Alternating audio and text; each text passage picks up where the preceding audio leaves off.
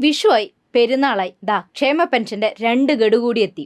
ആഘോഷങ്ങൾ കളറാക്കാൻ കൈകളിലെത്തുന്നത് 3200 രൂപ. കേന്ദ്രത്തിന്റെ കഴുത്തിഞ്ഞെരിപ്പൻ നയം കൊണ്ട് കേരളത്തെ സാമ്പത്തികമായി ശ്വാസം മുട്ടിക്കുന്ന സമയത്ത് ചെറിയൊരു കാലതാമസം വന്നപ്പോൾ പിച്ചച്ചട്ടി എടുത്തവരുടെയും എടുപ്പിച്ചവരുടെയും കൈകളിലേക്ക് കൂടിയാണ് കേട്ടോ 3200 രൂപ എത്തുന്നത്.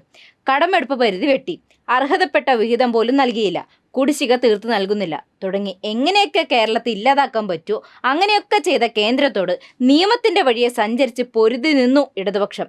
കോൺഗ്രസ് അപ്പോഴും മോദിയുടെ പ്രേമത്തിലായിരുന്നു.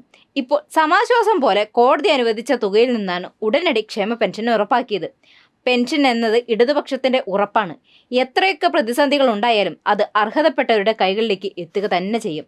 600 രൂപ പെൻഷനിൽ നിന്ന് 1 രൂപ പോലും കൂട്ടാതെ വർഷങ്ങളോളം കുടിശ്ശിക വരുത്തിയവർ പെൻഷൻ മുടങ്ങിയേ എന്ന് പറഞ്ഞ് ഓടി നടക്കുന്നതിന്റെ ലക്ഷ്യം ജനങ്ങളെ പറ്റിച്ച് വോട്ട് കീശയിലാക്കാനുള്ള തന്ത്രമാണെന്ന് ആർക്കാണ് മനസ്സിലാവാത്തത്?